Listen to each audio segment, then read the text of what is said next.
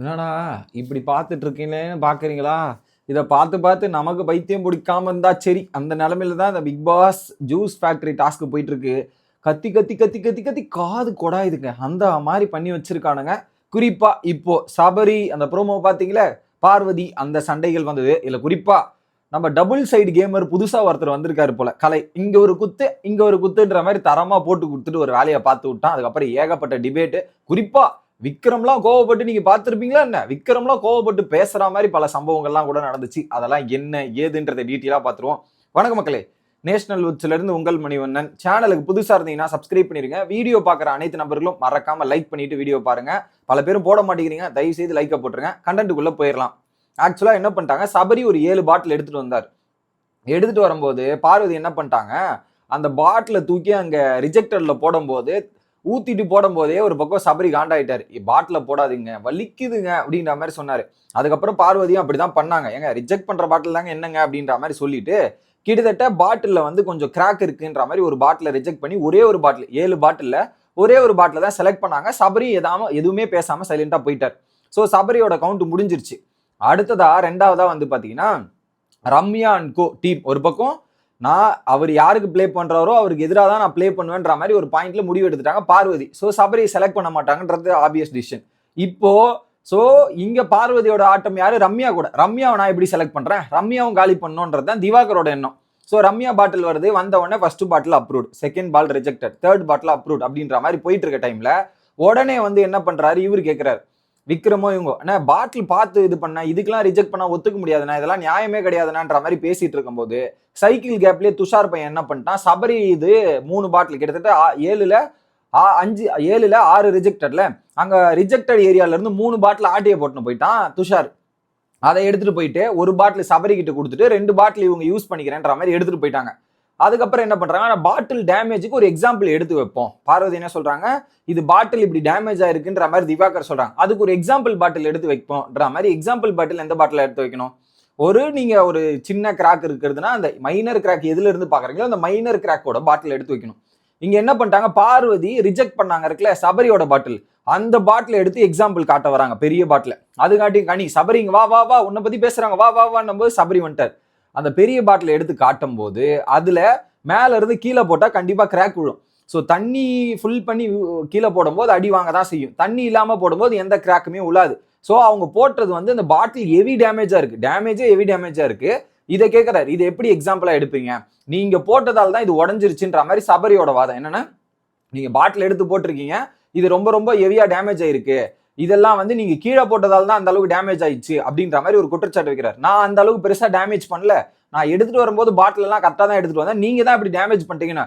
இல்ல இல்ல இல்ல இல்ல நீங்க இப்பெல்லாம் பேசாதீங்க, நீங்க எடுத்துட்டு வரும்போதே கரெக்டா இருந்தா நான் செலக்ட் பண்ணிருக்கேன், ஏன் ரிஜெக்ட் பண்ணிருக்க போட்டேன், இதெல்லாம் இல்ல, நீங்க தான் ஒழுங்கா எடுத்துட்டு வரல, நீங்க உங்க பாட்டில் சப்ளையர்ஸ் கிட்ட நீங்க ஒழுங்கா வாங்கியிருக்க மாட்டீங்க, அது உங்க பிரச்சனை எங்களுக்கு இல்லைன்ற மாதிரி சொல்றாங்க. ஆனா சபரி என்ன சொல்றாரு, நான் எல்லாருக்கிட்டையும் செக் பண்ணி நல்ல பாட்டிலா தான் வாங்கினேன், தப்பான பாட்டிலே வாங்கலன்ற மாதிரி சபரியோட வாதமா இருக்கு. ஓகே, இதுல பார்வதி மேலதான் தப்பு. எக்ஸாம்பிள் எடுத்து வைக்கிற பாட்டில் வந்து ஒரு நல்ல பாட்டிலா எடுத்து வைக்கணும். அதை விட்டு கீழே இருக்க போய் ஹெவி டேமேஜ் பாட்டில் எடுத்து காட்டும் போது இப்ப ஹெவி டேமேஜை காமிச்சு இந்த சைட்ல இருக்கிற அந்த ரோஸ் பாட்டில செலக்ட் பண்ணும்போது இது டேமேஜே இல்லாம தான் இருக்கும். அதை பார்க்கும்போது அதுக்கு இது பரவாயில்ல பண்ற மாதிரி நமக்கு தோணும்ல. அந்த எக்ஸாம்பிள் சொன்னோன்னு பாரு, இதை நீங்க ஒத்துக்க முடியாது, எக்ஸாம்பிள்ன்றது நீங்க கரெக்டா எடுத்து வைக்கணும், இது என்னால அக்செப்ட் பண்ணி ஏத்துக்க முடியாது, நீங்க கொஞ்சம் இதுவா பண்ணீங்கன்ற மாதிரி விவாதங்கள் நடக்குது. ஏன்னா பார்வதி நீங்க போட்டதால் தான் உடஞ்சதுன்றதை ஒத்துக்க மாட்டாங்க. அவங்க என்ன சொல்றாங்க, நீங்க எடுத்துனோன்றதே தப்புன்றாங்க. ஸோ இதுல பார்வதி மேலதான் தப்பு இருக்கு, இதை ஒத்துக்க மாட்டாங்க, எதுவுமே பண்ண மாட்டாங்க. ஓகே, இதுக்கு நடுவுல என்ன ஆச்சுன்னா, பிரவீன் கலை வந்து கேமரா முன்னாடி போய் ஒரு விஷயத்தை ரிஜிஸ்டர் பண்றாரு. ஆல்ரெடி முந்தானேத்தே டீல் பேசியாச்சு, கேமரா முன்னாடி சொல்லியாச்சு, ஆல்ரெடி முடிஞ்சிருச்சு.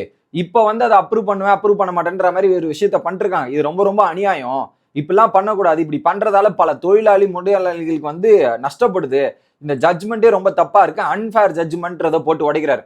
இன்னொரு பக்கம் லஞ்சம் வாங்கிட்டு எப்படிலாம் செயல் பண்றாங்கம்மா, அப்படியே மசாஜ் பண்ணி விடுங்க இது பண்ணி விடுங்கன்ற மாதிரி இவ்வளவு பேசுறாரு. இதெல்லாம் ரொம்ப ரொம்ப ஒஸ்ட்ன்ற மாதிரி பார்வதி டீல் பேசி போட்டு உடச்சுட்டான் கேமரா முன்னாடி. இன்னொரு பக்கம் திவாகர் மசாஜ் பண்ணுங்கன்ற மாதிரி அங்க 80% எங்களுக்கு அப்ளிகபிள் பண்ணணும், நான் உங்களுக்கு ஹெல்ப் பண்ணிருக்கேன்ற மாதிரி அரோரா பண்ணதுக்கெல்லாம் வந்து கன்சிடரேஷன் கொடுக்கணும்ன்ற மாதிரி கேட்டிருக்காங்க. அதுவுமே தப்புன்ற மாதிரி அந்த இடத்துல போட்டு உடைக்கிறார் கேமரா முன்னாடி. போட்டு கலையரசன் ஒரு பாயிண்ட் ஸ்கோர் பண்ணிட்டு போயிட்டார். ஆனா அந்த இது பேசுறது ஸ்ட்ராட்டஜி தான், நீ சப்போர்ட் பண்ணதும் கலையரசன் தான், இங்க போட்டு கொடுத்ததும் கலையரசன் தான்ன்றது தான் அல்டிமேட் ட்விஸ்டே. ஓகே, இது ஒரு பக்கம் நடக்குது. நடுவுல பிரவீன் வந்து என்ன சொல்றாரு, ஸோ இதுக்கப்புறம் ஒரு ரூல்ஸ் வைக்கலாம். என்னன்னா, அந்த எல்லாருக்கும் ஒரே மாதிரி ட்ரீட் பண்ணுவோம். கிராக்னா அதே மாதிரி எல்லாருக்கும், அப்ரூவ்னா எல்லாருக்கும் அப்ரூவ் தான் அப்படின்ற மாதிரி சில விஷயங்கள் நடக்குது. இதுக்கு நடுவுல என்ன பண்ணிட்டாரு, சபரி அந்த பாட்டில வாங்கி தூக்கி போடும்போது உடனே பார்வதி இதோ பத்தியா வன்முறை பண்றான், இந்த வன்முறையெல்லாம் தேவையான்ற மாதிரி அங்க மாத்தி மாத்தி டிபேட் நடக்குது. ஃபைனலா என்னன்னா 7 பாட்டில் ஒரு 3 பாட்டில் அப்ரூவ் பண்ணுங்க, அப்பதான் கரெக்டா இருக்கும்ன்ற மாதிரி டீல் வருது. இதுக்கு நடுவுல சபரி வேற என்னோட 6 பாட்டில்ல 3 தான் இருக்கு, 3 பாட்டில் எங்க போச்சு, அந்த பாட்டில கொடுங்கன்னு. எப்பா சபரி, உங்களுக்கு பாட்டில் திருடுனது தெரியாது, தெரிஞ்சு அப்படியே எப்படின்னா அது ஒரு ட்ராப் மாதிரி இந்த இவங்களை மாட்ட வைக்கிறது குவாலிட்டி இன்ஸ்பெக்டர், அப்பதானே பாயிண்ட் வரும்ன்ற மாதிரி ஒரு ட்ராப் வச்சாங்க. அப்போ வந்து என்ன சொல்றாரு, நான் இல்ல இவங்க தான் ரொம்ப ஸ்ட்ரிக்டா இருக்காங்க, இது பார்வதி மட்டும் சபரிக்கு ரொம்ப ஸ்ட்ரிக்டாவும் பயங்கரமா பார்த்தாங்க, இவங்களுக்குலாம் அப்படிலாம் பாக்குறது இல்ல அப்படின்ற மாதிரி மாத்தி மாத்தி நடக்குது. இதுக்கு நடுவுல கெமிக்கும் பிரவீன் ராஜுக்கும் முட்டிக்குச்சு. நீ எப்படி பாட்டில தூக்கி போட சொல்லுவ, நீ எப்படி இதெல்லாம் பேசுவ, நம்ம பேசக்கூடாது அவங்க தான் பேசணும், இவங்க 2 பேருக்கு ஒரு பாயிண்ட்ல மாத்தி மாத்தி ஆர்குமெண்ட் போயிட்டு இருக்கு. இது அடுத்ததாக என்னன்னா ஃபைனலா ஒரு இதுக்கு வாங்க, ஒரு சொல்யூஷன் வாங்க. பிரவீன்ராஜ் ஓப்பனா சொல்லிட்டார், யாருக்குமே ஃபேவரிசம் பண்ணாதீங்க, மனசாட்சியோட ஒழுங்கா வேலை பாருங்க, அது போனா போதும் அப்படின்ற மாதிரி சொல்லிட்டு ரீகன்சிடரேஷன் கொடுங்கன்ற மாதிரி ஒரு விஷயத்த சொல்றாங்க. திவாகரும் ஓகே ரீகன்சிடரேஷன் ஓகேன்னு சொல்லிட்டு சபரியோட பாட்டில 7ல 3 பாட்டில் அப்ரூவ் பண்ணிட்டாங்க. ஆல்ரெடி 1, இப்ப 2 பாட்டில் காணாம போன பாட்டிலுக்கு அப்ரூவ் பண்ணிட்டாங்க. சபரி இது முடிஞ்சிச்சு. 3 பாட்டில் அப்ரூவ் பண்ணி போன உடனே அவ வெளியே போவாளா இல்லையா, அவ போயிட்டு அந்த குவாலிட்டி இன்ஸ்பெக்டர் இருந்து வெளியே போவாளான்ற மாதிரி ஆதிரி கேட்கறாங்க. ஏன்னா ஆதிரிக்கு அங்க இருந்தா அவ செலக்ட் பண்ண மாட்டான்னு தெரியும். அப்படியே திவாகர் இருந்தா எப்படியாவது மைக்கி எடுத்துடலாம்ல, அதனால இப்படி சொல்றாங்க. ஆனா நான் போவே மாட்டேன்ற மாதிரி விடாப்புடியா உட்காந்துட்டாங்க. ஏன்னா பார்வதி பிக் பாஸ் சொன்னதை கேட்கறாங்களா, பிக் பாஸ் ஒன்னு சொல்லியிருந்தாரு, என்ன ஆனாலும் டாஸ்க் நிக்க கூடாது, நாங்க பார்ப்போம் அப்படின்ற மாதிரி பிக் பாஸ் சொன்னதை இவங்க ஒரு பக்கம் கண்டுறாங்க.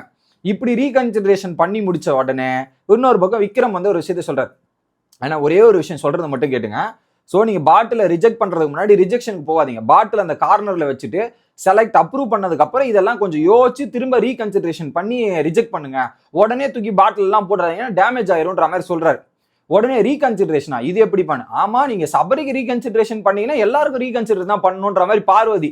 ஸோ எப்படி சபரிக்கு இவர் ஃபேவர் பண்ணாரோ அந்த பாயிண்டை வச்சு பார்வதி திரும்ப வந்து அவரை மாட்ட விட்டாங்க.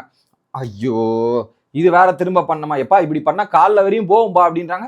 அப்ப காலைல வரையும் போட்டோம் டாஸ்க்கு, என்ன பிரச்சனை இருக்கு பண்ணுவோம் அப்படின்ற மாதிரி ஒரு பக்கம் பார்வதியும் விக்ரமும் பேசுறத பார்த்து ஒரு காண்டாயிட்டார். ஒரு பக்கம் என்னப்பா இப்படிலாம் பண்றீங்களா, ஆமாண்ணா ரீகன்சிடரேஷன் வேல்யூபிளா இருந்தா பண்ணணும்னா, ஒருத்தருக்கு பண்ணிட்டு ஒருத்தருக்கு பண்ணாம விட்டா தப்பு தானே அப்படின்ற மாதிரி அவரையும் லாக் பண்ணிட்டாங்க. ஓகே, இதுக்கு நடுவுல இன்னொரு பாயிண்ட்டுமே எக்ஸ்பிளைன் பண்றாரு விக்ரம் எக்ஸ்பிளைன் பண்ணதுக்கு ஒரு பதில் சொல்லணும்ல, பதிலே சொல்லாம அந்த 2 பாட்டில் எடுன்ற மாதிரி கத்திட்டு இருக்கும்போது விக்ரமே காண்டாயிட்டாரு. ஆனா பொறுமையா அவங்க கிட்ட பேசிட்டு இருக்கேன், ஒரு பதில் தான் கேட்டிருக்கேன், அந்த பதில் கூட சொல்ல, பொறுமையா பேசுறது சத்தமே இல்லாம பேசுறது உனக்கு தப்பான, ஒரு பதில் கேட்டா பதில் சொல்ல மாட்டியா, 2 பாட்டில் எடுன்னு இப்படி ஆட்டிட்டு இருக்கேன், என்னதான் சொல்ல வர நீன்ற மாதிரி காண்டாயிட்டார் விக்ரமே. நியாயமா தான் இருந்துச்சு. ஸோ பண்றத ஒரு நியாயமாகவும் ரீதியாகவும் கரெக்டா பண்ணி விடுங்க, அதை விட்டு நீங்க இப்படிலாம் பண்ணாதீங்கன்ற மாதிரி ஒரு விஷயம். இப்ப சபரி என்ன சொல்லி செலக்ட் பண்ணாங்களோ அந்த பேசிஸ்ல சபரிக்கு செலக்ட் பண்ண பேசிஸ்லேயே செலக்ட் பண்ணுன்ற மாதிரி இப்போ அங்க ஒரு டீல் போயிட்டு இருக்கு. ரீகன்சிடரேஷன் பண்ணுன்றதுல திவாகர் மாட்டின்னு முழிச்சிட்டு இருக்காரு. பார்வதி அதை என்ஜாய் பண்ணி பண்ணிட்டு இருக்காங்க. இதுல குறிப்பா பார்வதி திவாகரை பழி வாங்கணுமோ, திவாகர் பார்வதியை பழி வாங்கணும்ன்ற மாதிரி ஒரு டாஸ்க்கை விளையாட்டு இருக்காங்க. சரி, 2 பேரோட ஈகோ கிளாஷில் தான் இந்த டாஸ்க் இப்படி போயிட்டு இருக்கு. ஆனா அந்த டிசிஷன் எடுக்கிறதுக்கு நான் இவ்வளவு 10 மினிட்ஸா சொன்னல, இந்த கண்டென்ட் ஒரு 8 மினிட்ஸ்ல நான் டெலிவரி பண்ணுவேன். அது நடந்தது 45 நிமிஷம். அதை பார்த்துக்கு நமக்கு காது அப்படி ஆயிடுச்சு, அந்த நிலைமையில இருந்தது. ஸோ இப்போ என்ன நடக்குதுன்றதை அடுத்த வீடியோல வரேன். Bye guys.